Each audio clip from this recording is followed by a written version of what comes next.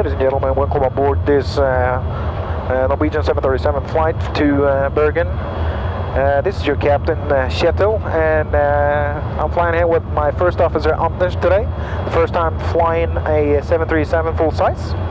They're here all the way from Sweden to see what it feels like to actually fly one of these things. Let's hope he gives us a beautiful landing. Not that I think so, but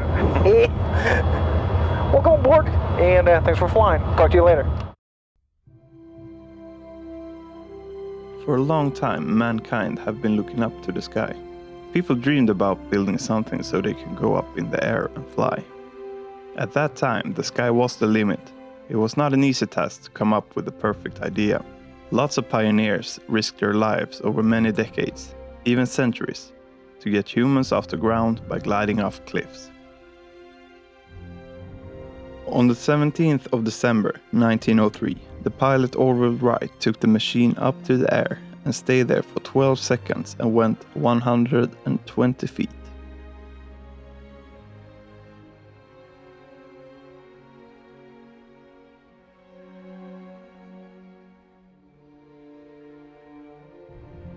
Today, you can just buy a ticket and fly wherever you want in just a few hours. But even so, flying on your own is still a big dream. Many few of us has actually been into a real cockpit. Nowadays, you can just download simulators on your computer and learn to fly on your screen. I've been doing this for many years, and yeah, it's fun. But there was still something missing. So I started to watch other people's simulation setups on YouTube. But nothing made me satisfied. Till one day, there was a full-scale cockpit of a Boeing 737 that just a normal guy from Norway had built from scratch. I quickly idolized this man. He represented the dream. I just had to meet him. So I called him up and left my small simulator in Sweden for the big dream in Norway. For this guy, the sky was not the limit, only the ground was the limit. My name is Anders Kvarnefalk, and this is the 737 Project.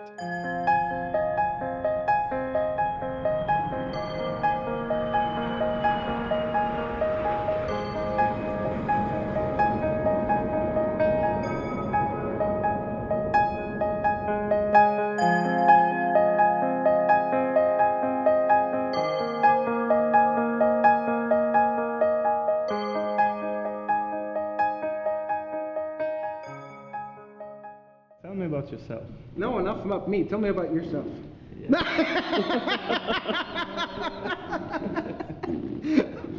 Well, let's not talk about me now. It's very hard not to like Kjetil. He's a guy with a lot of humor. This guy just opened his door for me and gave me his story. My name is, as you said, Kjetil, a 34-year-old guy. I'm from Norway. I got a wife, beautiful wife, 3 kids, and a regular family guy with a huge interest in aviation hobby, flight simulations, real world flying, everything that has to do with flying. I used to fly model airplanes before I started the flight simulation hobby and stuff like that, so it's just a major part of my life.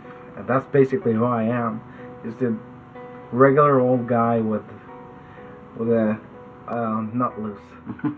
Yeah. It all began in 2007 when Kjetil worked as a truck driver in Norway.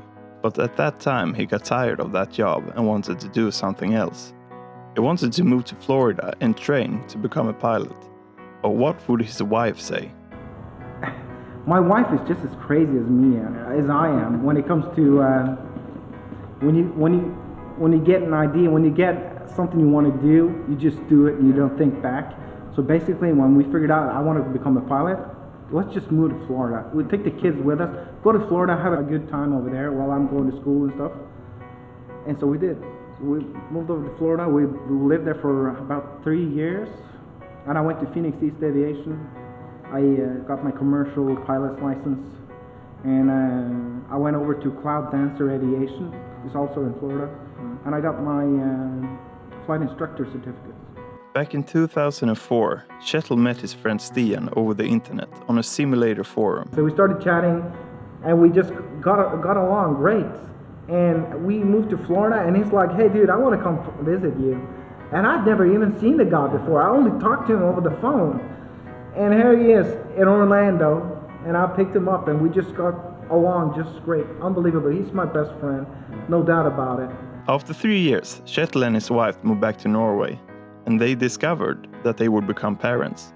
Kjetil didn't want to invest more time on becoming a pilot, so he decided to go back to be a truck driver and not apply for a job as a pilot on a commercial airliner. So yeah, I am a certified pilot, but I never really got that far to apply for the airlines. And that's kind of why I want to build my own airline. No, You're that's of course living the dream anyway. Yeah, I'm living the dream, but kind of. When Kjetil ended his plans to become a pilot, he and Stian started to talk about building their own simulator. But it wasn't easy to come up with an idea of how to do it. We were so interested, we always wanted to build something like this, but it was so darn expensive and the software wasn't there. The technology basically wasn't there 10 years ago. Well, it was, but not to the extent you want to, like we're having it right now. Stian and I, we were looking at Ivar Hestnes was the first pioneer ever to build a real full-scale 737 with modern parts, with a wooden shell, and it looked really good. This was actually what initially motivated me to actually start doing it, because I figured if he can do it, we should be able to do it. So me and Stian just basically, my friend Stian, he works out of country, so he doesn't have a lot of time to do this. But I did at a period of at around 2011, and we just made this deal that Stian says, okay, I'll do the initial investment in this. You do the work while you have time, and we'll just go in together 50%, and that's what we did. So we went and bought some old flight simulator parts just to get the motivation up, and I started cutting. That's about it. Kjetil began the project and started to build the simulator. The dream of having a full-scale 737 simulator was now closer than ever. And with the simulator project, another project came to life. On the 21st of April 2011, Kjetil uploaded his first video on his YouTube channel. So now people all over the world could follow the progress of the project. Welcome to the Norwegian 737 project. Here she is. It's a beauty, huh? We're about, I think 2 weeks into the project right now. Been working average 7 hours a day, maybe. And this is what we got so far. My motivation, if we want to talk a little bit about Ivar again, yeah. Ivar built the first 737 cockpit, and it looked so darn good. It was almost unbelievable. I was like, if he can do it, I should be able to do it. And I knew by looking at Ivar's photos and at his sim, I knew that my sim would look as good as his simulator did while I was building, and that kept me motivated all the time. Actually, during the darker periods, because I knew the end result will be good. The second thing is my YouTube channel, no doubt about it. And my YouTube channel just kind of took off, and I really don't know why. Because I just posted my updates for the simulator, and a lot of people had a huge interest in it. So I received a lot of emails from people, personal messages, stuff like that, and just that kept me motivated. Oh wow, you guys are just crazy. Ever since my last video, you guys are crazy. You know that? Well, thank you very much for your support. You guys make it worthwhile making these videos. Even when I didn't believe in the project, I was like, dude, let's just quit. We're in way too deep. I don't want to do it anymore. My mom and my wife actually are the one that motivated me. I have received the wrong throttle quadrant. Also, I ordered a version 1.8. This is a version 2.1. Nice job. Nice job. It only took... I ordered this up in April of last year. 11 months later, the wrong throttle shows up. This is the first time somebody ever flies this simulator sitting in here. The yokes are not working, the rudders are not working. The only thing working is all the systems, autopilot and shit. But I want to share with you guys something, and I'm going to let Juan do the honor. This is the first time we place the checklist in the checklist holder and do that on video. Okay, we have the checklist here. That's done. No, I'm gonna ask you for the checklist. You're gonna read the checklist. All right. After 2 years of building, the day finally came. He was going to test his simulator for the first time. The 26th of September was the day he will never forget. That night when I made that video, I think I had one flight before I started up the camera. And that was actually the first time I was able to sit down in the cockpit and actually fly the thing with a 240-degree wraparound. Even though everything was still in the beta state when I made that video, but that was actually the first time everything was up and running and I can do a flight. And the feeling, it was just overwhelming. Absolutely. I mean, I'm banking the airplane. I was right there where I was when I was at flight school. It felt like banking the airplane. Because your eyes tell you this is so real, it tricks you. So that was my first flight. It's pretty cool.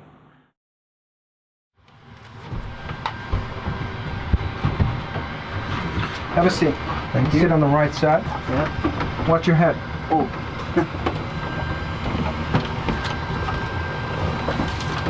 All right. So here we are. Yeah. I'd like you first to adjust your seat. Just put your right hand on the handlebar right there, and then you have a. There you go, and you come pull the seat against me and forward. There you are. So this is the Boeing 737-800. We're going to do a short flight between Gardermoen and Bergen. We're going to spend around 15 to 20 minutes right here to set up the airplane before you fly. Yes. And airborne time will be around 40 minutes. So it's going to be an hour flight, something like that. Yes. It's going to be a lot of fun. Have you never flown before? No, first time. All right, cool. No smoking and fasten seatbelt. Put them both on. Perfect. I want you to take the auto brake to RTO. CDU pre-flight NACARs is now completed. Takeoff speeds, V1 is the point of no return, 136. Rotate is the point where you pull the stick you want to start flying. That's our pushback truck coming right there. Yeah. And he'll connect to our nose wheel. So we're just about ready to go. Let's put on our headsets. Yeah. How come you built a Boeing 737? And Yeah. not an Airbus? Well, actually, that's a fun question though, because me and Stian, we initially wanted to build a McDonnell Douglas MD-80. We wanted to have the MD-80 with the EFIS displays, sort of a little bit digital with the old style gauges and stuff like that. That's what we wanted to do, but that task would be too daunting, and nobody had ever done that before. So it means that we have to figure out everything, absolutely everything, all over again to be able to build it. So it's like, nah, okay, let's just do the 737, because if there's one airplane in the whole world that people build, it is the 737. And when a lot of people does the same, or gathers around the same hobby, you're going to get more suppliers for Boeing, for 737 parts, software, everything. A lot more support and a lot more to choose from when it comes to hardware. That's where we basically went. And the 737 is a absolutely beautiful plane, no doubt about it. All right, so let's fire up the engines. Put the left and right pack to off. Yep, isolation valve, auto. And then please activate the APU bleed, because now we're getting the little APU to supply a duct pressure to the airplane. You'll see the duct pressure rise. Okay, so we're ready to start. Let's start engine number 2. This is engine number 2. Just push it, twist it to GRD. It's not a car. You need to take it left. GRD. Perfect. Okay. So now I can see start valve is open, and it's now starting to rotate our N2 fan. As the plane started to get pushed back, it was like we were really moving. It was a surreal feeling.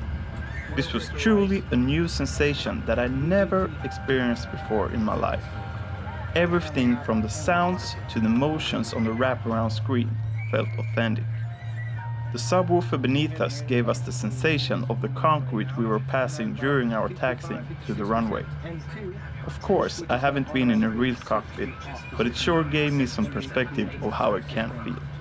You can go ahead and start number 1. Perfect. I'm so amazed. That's why I'm quiet. Yeah, it's quite something if you haven't been inside something like this before.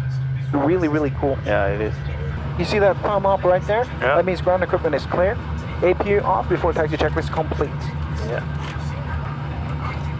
So disengage the parking brake. We'll get a wave from the guy out there, and we're cleared to taxi. All right. 30%, and we're starting. And we're rolling. So for this flight, you'll be the one flying out of. You'll do the departure by hand.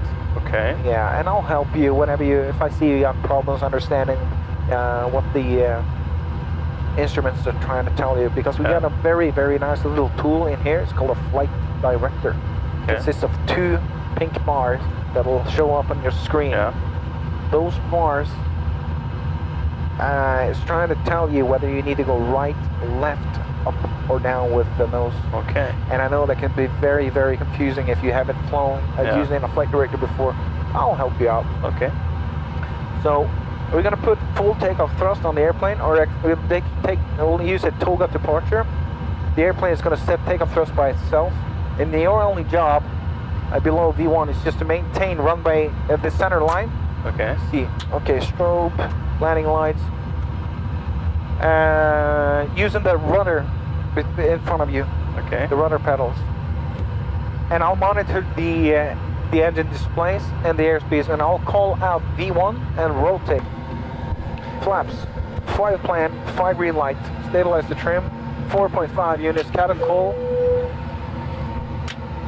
Get it before takeoff checklist is complete. You ready? Think so. Everybody ready? Yes. Okay, so what I'm going to do first, I'm going to put 40% N1 to make sure that the EGT stabilizes at 40%. Yeah. And we'll call that stable. Set takeoff thrust. Now. When Kjetil pushed the throttle and the engines were revving up during the takeoff, my pulse was racing through the roof, and it was quite scary. Okay, you have controls. Come on, left, left. Okay, so you press the one you want to go to. 80 knots, cross-checked.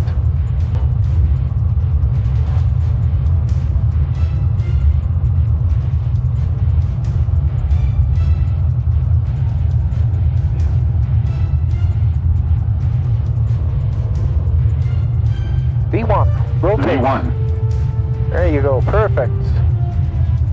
Come on, 15 degrees. Very good. Positive rate of climb. Gear up. 15. 15. Yeah. See that little red line, what it tries to tell you? Yeah. Okay, you got it centered right now, but you got one to your right. So I got 220 on the window, and as long as you fly that flight director, you're going to be able to accelerate the airplane. Your key is just to make that little square box you see in the middle. Yeah. Okay? Can you get those lines to exactly, yeah. Make him hit that line, that box, I'm sorry. And of course, now we went to the left because we're now at the first waypoint and we're going to start a left turn over the hills. We just accelerated to flaps 1 speed.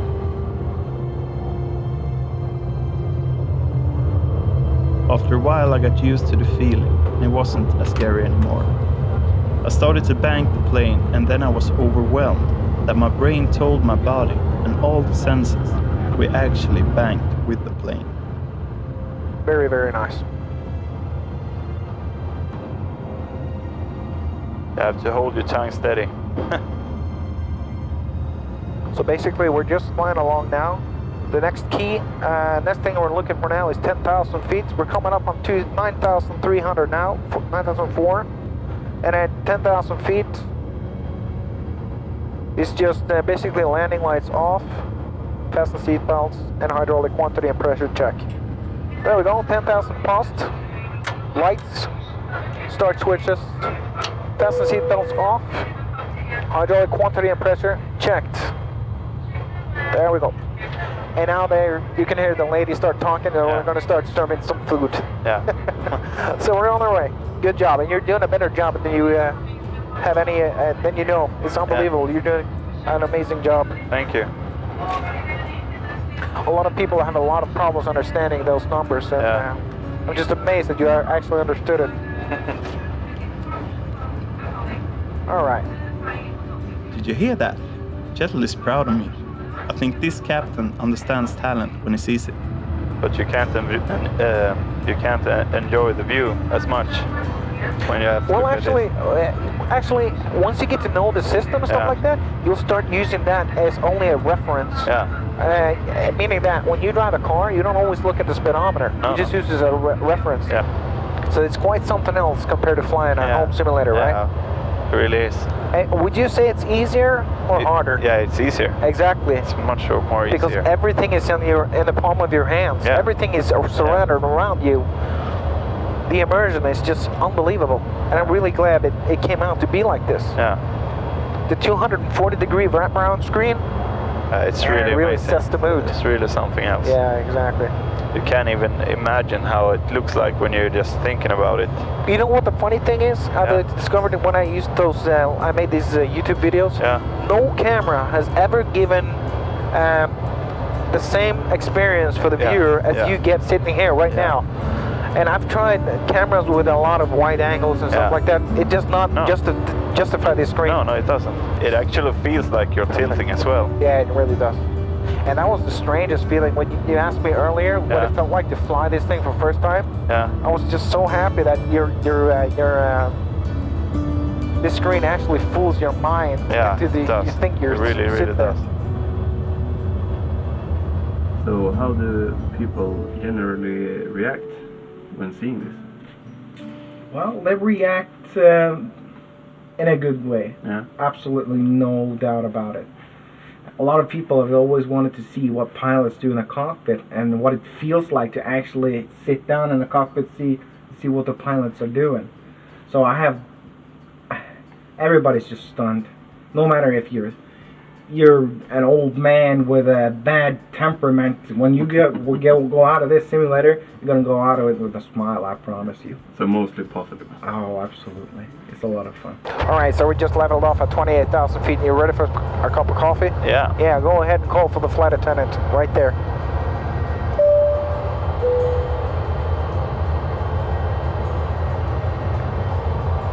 Well, she's not coming. It's amazing. You can't get good people nowadays. All right. I have to call them again. Coffee's coming right up. Oh, look at that. Thank you very much. Thank you very much. Thank you. So if I would want to build my own, what do Yeah. you recommend me doing or not to do? Well, that's kind of the major question number one. People want to get into the hobby, and a lot of young people want to get into the hobby. These are mostly the people that are most motivated to do this. But then again, everybody knows that this thing costs a lot of money, and it also costs a lot of your dedication and time. And if you look at my videos, I started building in 2011, and I think I didn't fly this thing until September of 2013, I think. Yeah, September 2013. So that's quite a lot of time dedicated to just building, buying parts, waiting for parts, doing almost nothing. I would recommend people start small.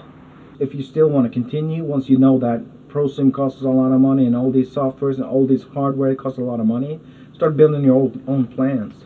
Start doing research. Figure out the height, width of the windows, angles, everything, and make up a good, solid work plan. And that's going to take you, that's a project in itself too, I can promise you. And when that's done, you make the final decision if you want to do it or not, and go invest. So how does this weather system work? Is it real time? Yeah, actually, I'm using a superb program called Active Sky Next. I installed it into the flight sim, and the weather immersion has never been the same again, because they really set the standards for how to make real world weather into a sim. So these clouds, these winds, these temperatures, everything is just like the real thing. Yeah. It is pretty amazing. And look at the feel you get when you fly through these high building clouds. Yeah. It's like rotating as Exactly. well when you go around it. You know what the funny thing is? When you study for your pilot license, the first time you are allowed to fly into a cloud, you're like it's daunting because you're sitting there. You have to be you're responsible for your own life, and then you're sitting with this huge cloud coming in front of you, and just as you're about to enter the cloud, you automatically you want to do this because you think it's gonna say bang. It's a solid cloud, you know. It's just funny. It was really scary when I took off. Oh yeah. I didn't get the hang of the rudders at first. No, but nobody's expecting you to understand this right out of the bat. Yeah. No doubt about it. If you're used to sitting at home with a twistable little yoke, it's quite something else. Yeah. So It is. no problem. But you'll get the hang of it. What are some of the pitfalls by making a project like this? Well, pitfall number one is being a little bit too short term, believing that you're going to be able to do this in a very, very short period of time, and not a lot of effort.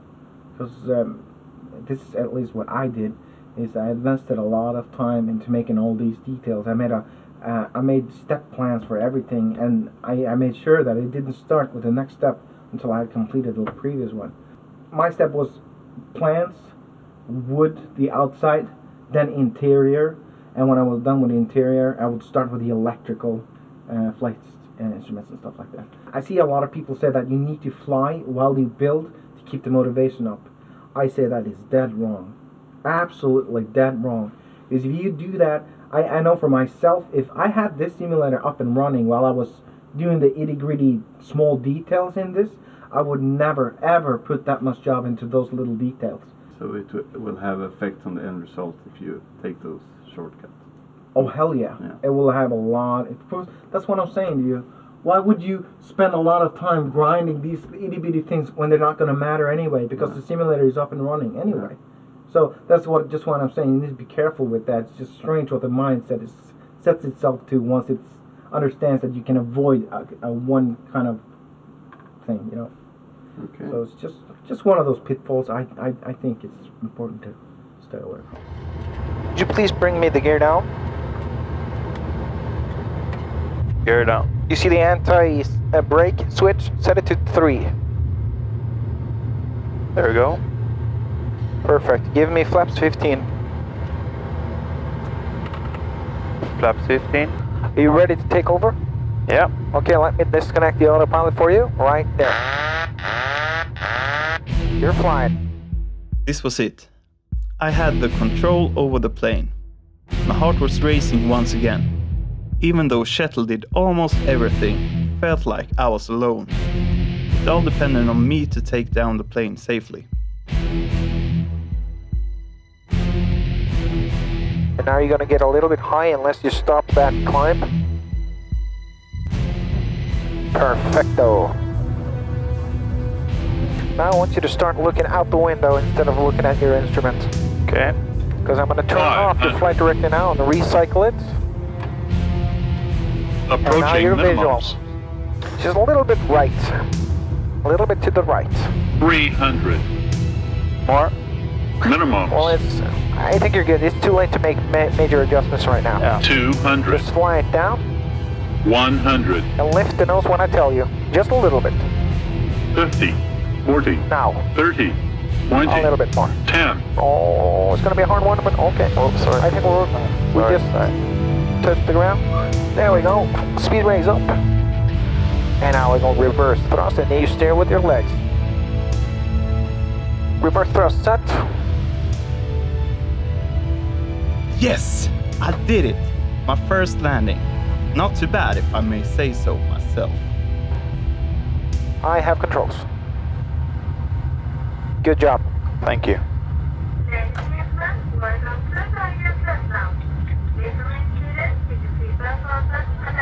What do you think? Yeah, my pulse is quite high actually. Is it? Yeah, it is. Well, you did a very good job with that landing. Thank you. I can tell you that. Could you do flaps all the way up to 0? There you go. No, but you did a pretty good job. Not just a pretty good job, but a very good job, because you understood that you can't over exaggerate your inputs on a short final. So when I told you to go right, you did just the correct thing. You did in small increments to see if it wanted to go right. Yeah. Some people, when I tell them to do that, it'll bank the airplane at 30 degrees, and it's just way too late, because you're 65 tons. Let's actually see how much you wore. 62 tons. Yeah. You can't really expect the airplane to react as fast as you want to. So that, you just have to go with the flow if it doesn't turn. Actually, if you're unstable on an approach like that, it calls for a go-around.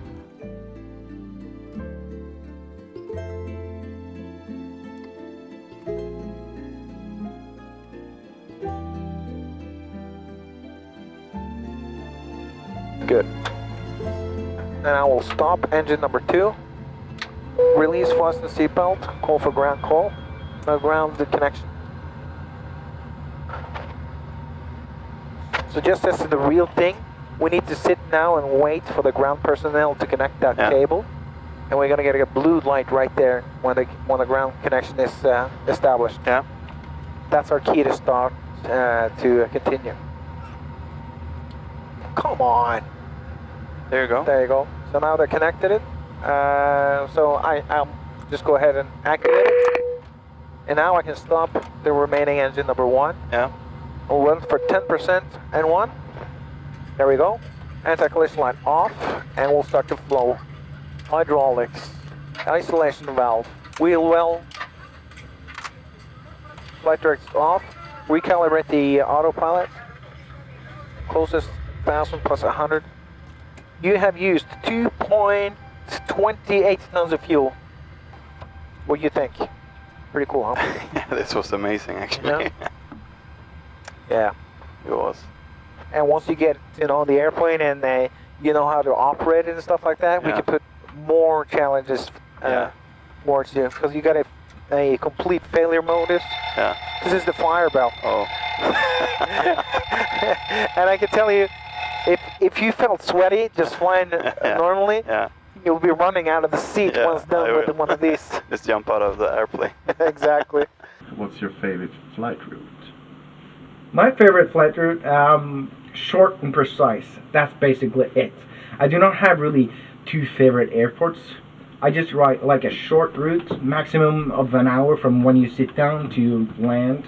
A lot to do in a short period of time, and an exciting approach maybe. For example, Innsbruck, where you challenge yourself. You have to do something out of the ordinary. That's a lot of fun. All right, so now we're here in Innsbruck. So what are we going to do here? Well, we did a flight from A to Z using all the procedures like the real thing does, but this is what I'm saying with a short flight, just having a lot of fun at a local airport. We're just going to take off, do some maneuvering, and set us up for a visual approach for runway 8. We have high mountains and stuff like that, but I see we have a little bit of a cloud, so we're going to be popping in and out of clouds a little bit. But this is just for fun, so let's go. Before takeoff checklist. Flaps. 15 planned, 15 green light. Stabilize trim. 4.5 units. Cabin call. Is given. Before takeoff checklist completed. Okay, nice. So, you ready? I'm ready. Okay, 40% N1. Stable. Set and takeoff thrust.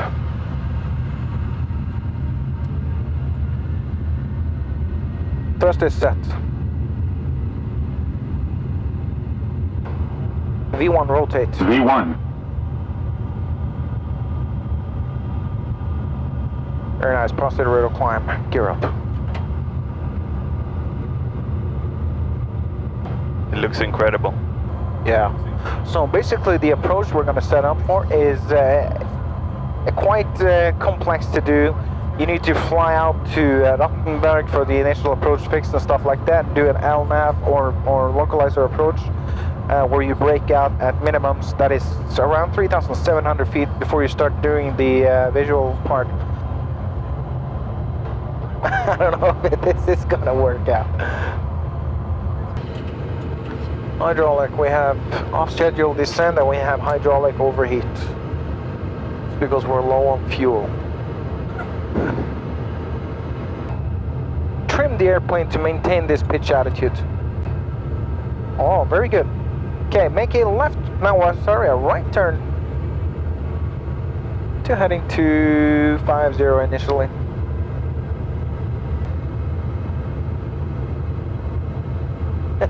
It's a tight squeeze. These mountains, keep the turn coming. Trying to maneuver between these mountains, it's a really tight squeeze.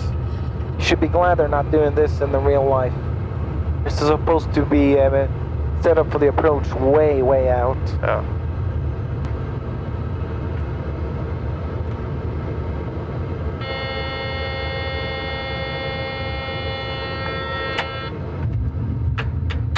Gear down. Go ahead and do the landing checklist to flaps. Landing checklist. Cabin call. Is given. Engine start switches. Continuous. Speed brakes. Armed. Landing gear. Is down. 3 green. Flaps. Flaps is 40, green light. Landing checklist completed. Very nice, thank you. Okay, are you ready for the right turn? Yeah, I am. Okay. Try to look out, don't use the instrument much. Give me right turn, 30 degrees of bank right now. Again, I'll just remind you, we're not doing anything by the books. We're not following any procedures. We are just flying around, having a look at Innsbruck, the city, and the surrounding mountains. And we'll do a circle to land. This is actually one of the most spectacular approaches in the world. Beautiful city. Yeah, I know this is a very popular place to go for skiing and stuff. So this is where it gets a little bit tricky, because you need to maintain your speed. You need to maintain a constant rate of descent. You need to stay clear of the terrain. 1,000. Everything within normal maneuvers. That's why I love doing this. This is just absolutely awesome. Absolutely awesome. Yeah, it is. And it's so rewarding once you do it. I think you're gonna be very pleased with this turn. That's the airport. We're just a little bit too low. It just went all red. So just maintain this altitude just for a few seconds. Try to maintain that center line. Align yourself perfectly with the runway. To successfully land on the airport of Innsbruck, pilots need special training. The airport is in a valley surrounded with high mountains and a lot of wind that can create turbulence. That makes the approach very difficult and dangerous, and it's one of the hardest airports in the world to land on. Now it's time for me. No pressure. We're coming in a little from the left. 400. Yeah, I'm not gonna say too much. You'll be the judge. It's your flight. Thank you. 300.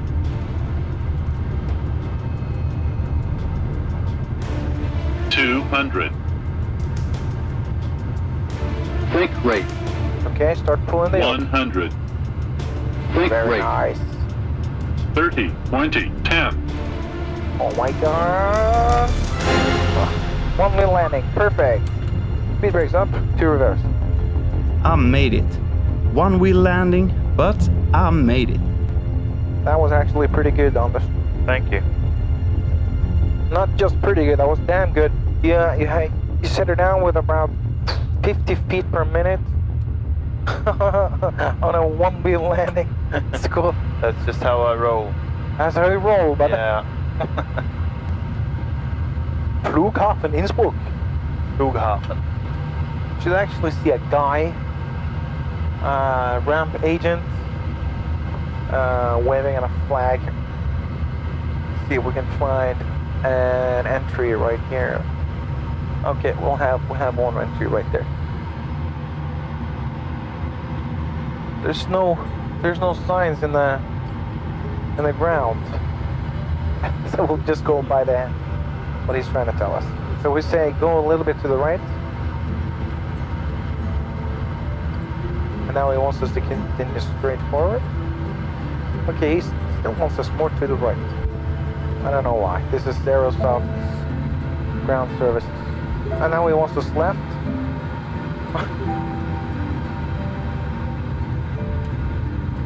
And when his red lights are crosses, means stop. There we go. Stop right there. The P is active, and we'll stop the engine.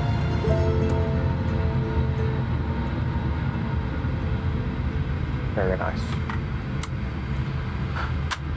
So, we'll keep it one fuel pump.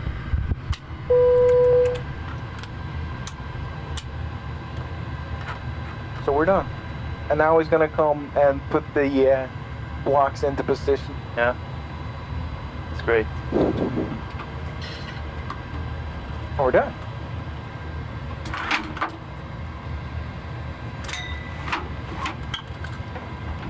I forgot to turn off my cell phone. Dude. Like Kjetil said, it's a lot easier to fly the simulator in a full-scale cockpit rather than on a screen at home. To be able to feel and touch every button. Everything around you tells you that it's real. It made me more serious and the adrenaline kicked in at every turn I made. But it was also so much fun. I was smiling the whole day. It was such a great thing. I felt like I could sit there forever. But after this fantastic experience, it was now time to head back home to Sweden and leave this wonderful simulator behind me. I felt really sad about leaving Kjetil and his project. But this experience really motivated me to get started with my own simulator back home. I will never forget this. And I hope that this documentary gave you a little insight of how a real cockpit works. And if you are in Norway, make sure to visit Kjetil and his 737 project. Thanks for watching.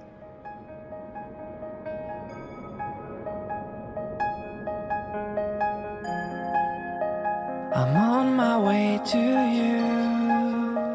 We have to take this slow. Don't wanna miss another day.